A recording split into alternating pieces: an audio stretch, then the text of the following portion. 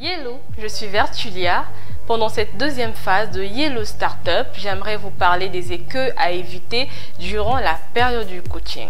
Le start-upper doit éviter de se projeter dans la situation où il déjoue et tente de manipuler le pouvoir des coachs.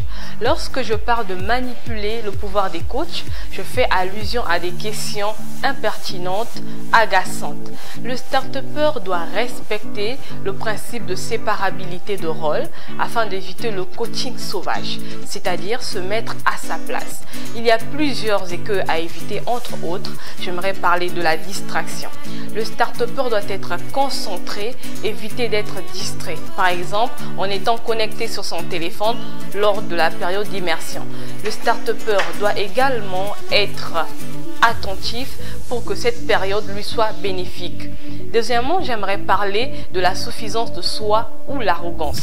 Le start-upper ne doit pas être arrogant, il doit être disposé à apprendre des nouvelles connaissances. N'oubliez pas que l'abondance de biens ne nuit pas. Et pour terminer, j'aimerais parler de la nonchalance. Le start-upper doit se distinguer, doit être dynamique et enthousiaste afin de se démarquer des autres. Pour finir, chers start-upers, je vous invite pendant cette période de coaching à être attentif afin que vous en sortiez grand bénéficiaire. Merci.